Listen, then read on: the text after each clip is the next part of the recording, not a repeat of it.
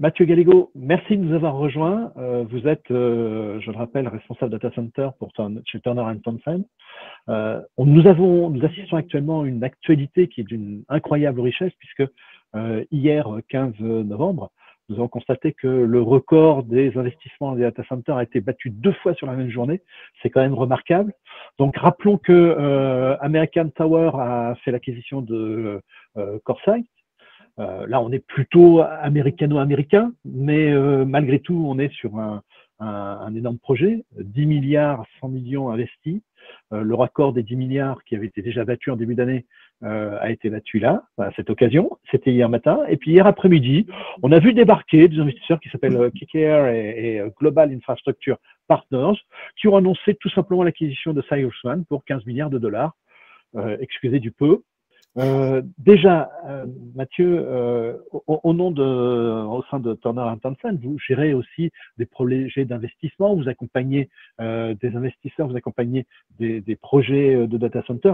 Ça donne pas le tournis quand même, 25 milliards d'un coup? Alors, ça donne le tournis, c'est bien résumé. Après, il faut savoir que, bon, comme tu as pu l'expliquer, Yves, en fait, nous, notre métier, c'est d'accompagner, du coup, notamment ces sociétés-là. On accompagne des acteurs de la colocation et aussi des investisseurs.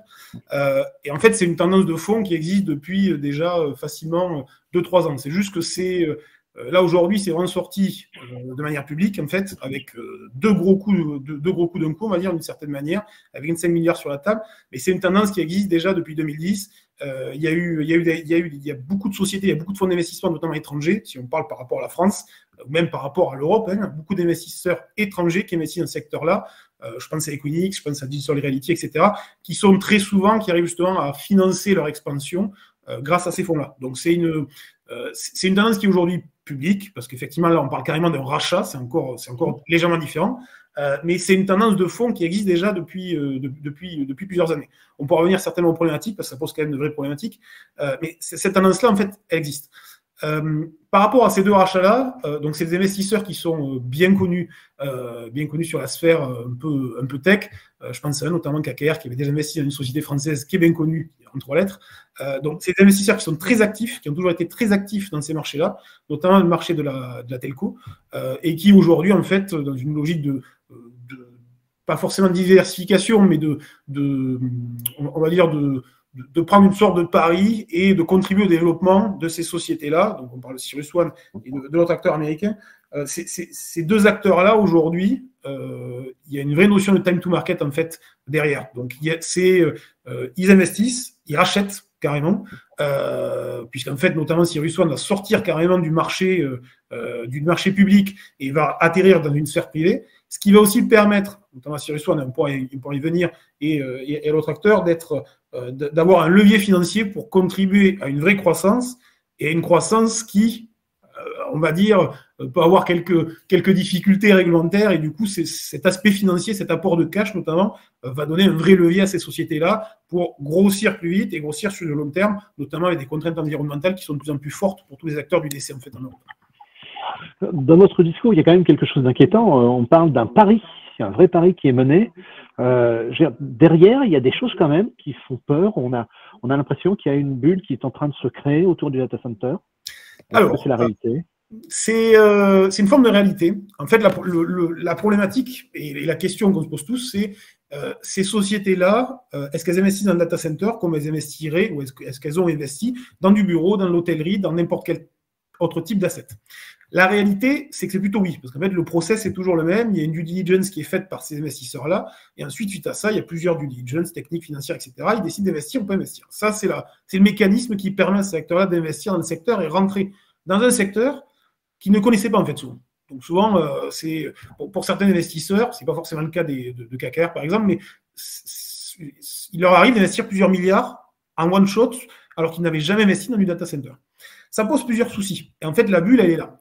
C'est qu'en fait, ces investisseurs-là, ils attendent absolument du rendement. Et la notion de rendement derrière pour un investisseur, c'est du 8 à 10% par an. Avec un patrimoine qui se bonifie, avec des dividendes et des loyers qui tombent tous les mois.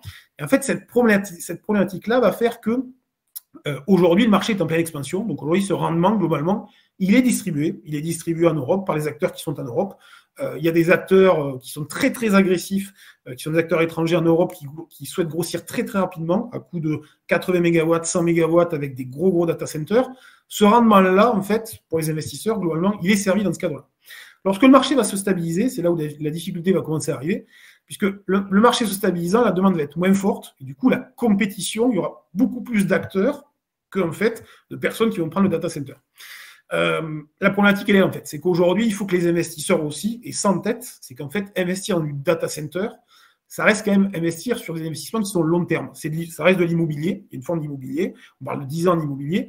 Le data center se voit sur un horizon de 10-15 ans. À la différence près, c'est que le data center, c'est un asset qui est vivant, de mon avis, bien plus vivant que d'autres types d'assets par rapport à l'hôtellerie ou autre. L'hôtellerie, globalement, une chambre, donc il peut y avoir des travaux qui sont faits, etc. Mais un data center, il peut très vite devenir has-been dans 5 ans, pour rester poli. La valeur de l'asset et la valeur du data center est intimement liée à la conception initiale. Donc le danger, pour moi, il est là. C'est vrai que ces sociétés-là, elles investissent massivement.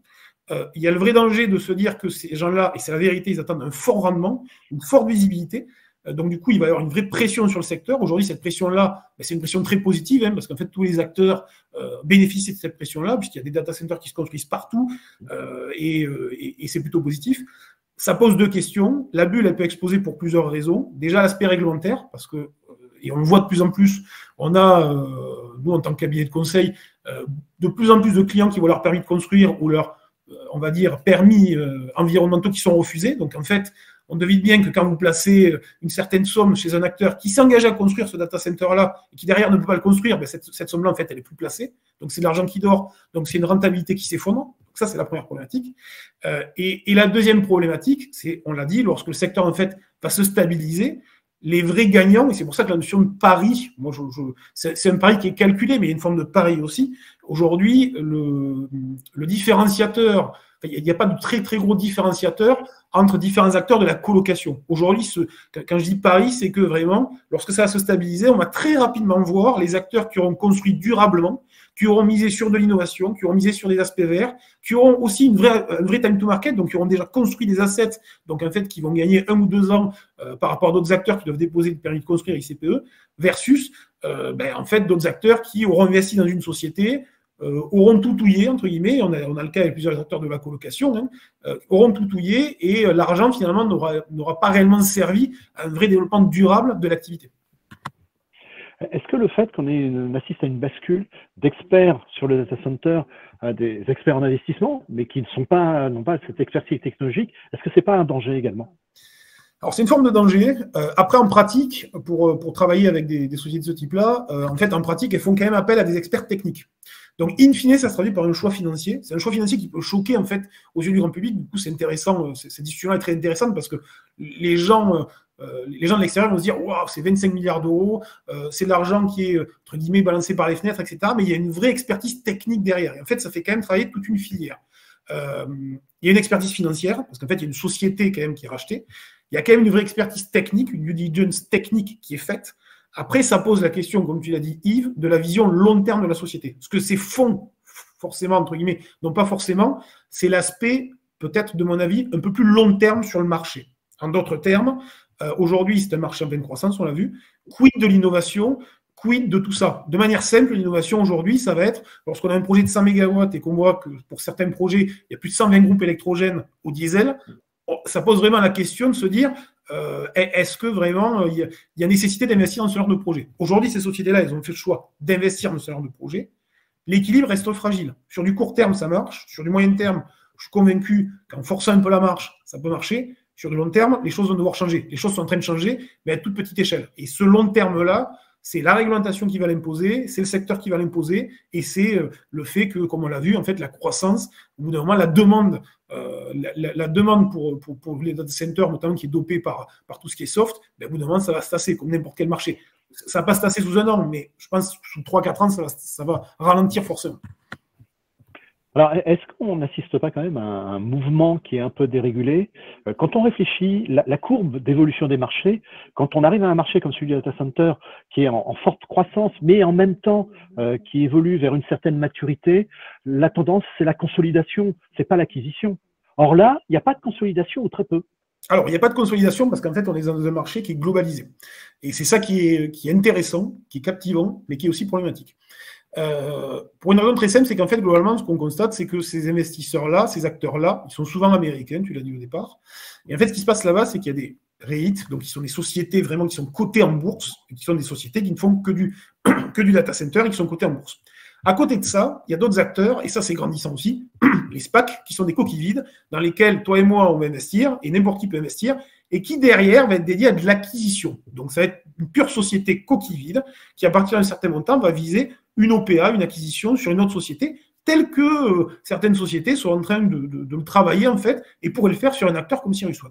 Et en fait le problème il est là, c'est qu'en fait les acteurs globalement n'ont pas ce val, mais globalement en termes de technologie, il n'y a pas de rupture technologique derrière, ce qui fait que du coup, celui qui va gagner, c'est le time to market, et celui, à l'instant T, et même sur du moyen terme, je pense, pas sur du long terme, sur le moyen terme, celui qui va gagner, c'est celui qui aura injecté le plus de fonds dans l'industrie. Et c'est ce qui se passe aujourd'hui. Pourquoi est-ce qu'il se passe ce genre de levée? Parce que les acteurs ont bien compris qu'il fallait avoir le footprint le plus global possible. Cyrus One, c'est près de 50 data centers. Ils ont certainement un objectif derrière, d'avoir encore plus de data centers pour avoir encore plus de clients et gagner des parts de marché. Il y a aussi autre chose qu'il faut avoir en tête derrière. C'est qu'en fait, le marché du data center est quand même légèrement différent de celui du bureau ou d'un autre type de marché. Dans un data center, on va dire l'état des lieux, l'état d'entrée et l'état de sortie ne se fait pas aussi facilement. Là où dans du bureau, quand le bail est coupé, les déménagements peuvent être un peu longs, mais rien à voir avec du data center. Il y a une vraie expertise, il y a de très bonnes sociétés en France qui font du déménagement de salles. Ça peut prendre plusieurs années de déménager des salles, en fait. Donc, et c'est de ce postulat-là aussi qu'est née l'idée de se dire, il y a un time to market, donc dès qu'on a des clients, comme ce sera compliqué pour ces clients-là de sortir, entre guillemets, de notre giron, si on leur apporte un bon service, ils resteront chez nous. Et c'est de ce postulat, en fait, qu'est né globalement le fait de se dire, le time to market, c'est ce qui est très important, injectons des fonds, gagnons des parts de marché, et on verra après. Alors, si on prend l'exemple français, voire européen, mais bon, on a différents acteurs. Malgré tout, le marché est très contrôlé par 3 acteurs principaux sur la colocation. À côté, il y a un certain nombre, une bonne dizaine d'acteurs plus petits qui sont par contre très innovants, qui n'hésitent pas à partir sur des projets complètement en rupture. Qui va devenir quoi? Qui va manger qui? Alors, c'est très intéressant. C'est très intéressant. C'est très intéressant. Nous, c'est des réflexions qu'on a, et je pense que toutes les sociétés ont un peu ce genre de réflexion lors de leur plan annuel, etc. Moi, ma conviction, elle est simple, c'est qu'en fait, c'est pas un qui va manger l'autre. C'est qu'en fait, il y en a un qui peut être absorbé par l'autre. Donc, les petits peuvent être absorbés par les gros. Donc, c'est ce qui est en train de se passer à une autre échelle avec des acteurs, des équipementiers notamment, qui aspirent, par exemple, certaines sociétés qui ont une techno de refroidissement par immersion, etc. Donc, ça se passe côté équipementier, plus ou moins de succès, voilà, mais ça se passe. Moi, ma conviction, elle est simple, c'est qu'en fait, les acteurs qui sont petits, ils ont tout intérêt, en fait, à essayer de grossir aussi rapidement, à leur échelle. Si les acteurs sont petits, il est quand même intéressant pour eux d'avoir une rupture technologique. Il y a plusieurs sociétés qui le font en France, qui ont cette idée-là en France. Être un acteur petit et faire comme les gros, aujourd'hui, ça a un avantage territorial, parce que souvent, un acteur petit, il a une empreinte locale, mais il ne faut pas se leurrer. Les gros, et on l'a vu, et Queenix à Bordeaux est un très bon exemple, commencent à venir en région, parce que ce marché-là, en région, on est en train de se développer, en fait, d'une certaine manière. Il y aura toujours des micro-territoires où ces acteurs-là petits existeront. Mais typiquement, le moyen terme, typiquement, pour moi, il est vraiment sur un mix entre les deux. C'est un secteur qui va réussir à vivre avec justement ce qui se passe actuellement, sur du court terme, sur du moyen terme, peut-être pour les 3-4 prochaines années. Et après, il faudra que ces acteurs-là, qui sont de très gros acteurs, commencent déjà, de mon avis, une réflexion, parce qu'ils vont être forcés par la partie réglementaire, en fait, tout simplement. Donc aujourd'hui, on peut mettre tout ce qu'on veut sur la partie green, etc. Aujourd'hui, l'aspect réglementaire est quand même le plus structurant dans notre activité. Réglementation européenne, le Cloud Act, des pactes. Enfin, il y a une multitude de choses qui sortent au niveau européen. La ville d'Amsterdam, où il y a vraiment de vraies difficultés à déposer le permis de construire pour des data centers. L'intégration des data centers dans une ville de demain, on en parle beaucoup, mais c'est des vrais projets. Nous, on a des demandes de certains acteurs pour avoir des réflexions sur en sous-sol un data center, un rez-de-chaussée du commerce, premier étage, par exemple, du coworking ou du bureau, co-living et après de l'habitation. C'est une vraie réflexion qu'il va falloir avoir. Et qui est actuelle maintenant, donc la réflexion, elle est là. Quand le marché va légèrement se stabiliser, tous ces projets-là vont s'accélérer, parce qu'en fait, on va se rendre compte que c'est indispensable pour la croissance du marché. On parle d'edge, il y a de l'edge avec des énergies solaires qui sortent, il y a tout ce travail-là. Donc, pour moi, en fait, le marché, il va se consolider, il peut se consolider rapidement. Les acteurs qui sont gros ont tout intérêt à apprendre de ces petits acteurs qui, justement, assez souvent, entre guillemets, ont moins d'argent. Et c'est justement leur force, en fait. Parce que du coup, comme on a moins d'argent, ça les oblige à avoir de très bonnes idées. Et c'est ça qu'il faut garder en tête. Donc, globalement, ces acteurs-là ont moins d'argent, mais comme ils ont de bonnes idées, peut-être qu'ils vont se développer moins vite. Donc, il faut que ces gros acteurs soient vraiment à l'écoute de ces petits, au risque tout simplement d'avoir leurs projets qui ne sortent pas pour des raisons réglementaires, permis de construire, etc. Donc, il y a cette consolidation-là, sous 2-3 ans, c'est une évidence que ça va arriver. Donc, on voit apparaître pas mal de choses, hydrogène, etc. Il n'y a pas de grosses choses qui sortent par rapport à ça. Ça reste des initiatives, comme tu l'as dit, plus que d'initiatives pour certains. Il y a des data centers qui sont en construction, il y a des éléments qui sont en construction, mais j'ai intime conviction que sous 3 ans, ça va réellement s'accélérer et les gros auront tout intérêt à aller se nourrir de ces petits, entre guillemets, qui ne sont pas petits, en fait, qui en termes d'idées ont des idées de rupture beaucoup plus fortes que d'aller déployer des énormes data centers avec, comme on l'a dit, 140 groupes électrogènes et toute la pollution que ça peut avoir. Alors, revenons pour terminer sur les 2 opérations qui nous ont amenés à échanger aujourd'hui. Est-ce qu'on peut s'attendre à ce qu'il y ait d'autres opérations de ce type-là au niveau mondial? Oui, il y en aura d'autres. Il y en aura d'autres, c'est une évidence. En fait, il y en a, et c'est en fait, en revenant un peu même au départ de la discussion, il y en a entre guillemets tous les jours sur des montants qui sont moins élevés, donc ça fait moins écho, mais il y a globalement la majorité des acteurs étrangers de la colocation qui sont en France sont accompagnés par des fonds de ce type-là. Donc certes, ça fait moins briller entre guillemets, mais l'arrêt in fine, le client final n'est pas toujours celui que l'on croit. Donc, le client final, très souvent, c'est un fonds d'investissement, c'est une foncière, c'est une société qui a acheté de l'equity dans cette société-là et qui va dire « moi, ça me va, moi, ça ne me va pas ». Donc, en fait, ces opérations-là, elles ont toujours existé, elles existeront toujours, elles sont en train de drastiquement s'accélérer. C'est juste que là, ça nous a sauté à la figure parce que on a sorti carrément une société du marché public pour qu'elle soit en equity privé et entièrement. Mais ces opérations, constamment, les gros acteurs de la colocation financent par de la dette et de l'equity leur croissance. Et cette croissance-là, ils vont la chercher avec des fonds d'investissement et des acteurs parfois régionaux ou même parfois des acteurs étatiques. Mais typiquement, ça ne va faire que s'accélérer. La seule chose, c'est attention que ça ne s'accélère pas, entre guillemets, de n'importe comment, d'une certaine manière. Bien faire sa due diligence et être critique sur le produit dans lequel on investit. C'est ce qu'on dit assez souvent à un investisseur, et même à titre personnel, ça marche souvent comme ça. On investit dans un produit que quand on connaît le produit. Il ne vaut mieux pas investir dans ce cas-là. Merci Mathieu. Merci beaucoup.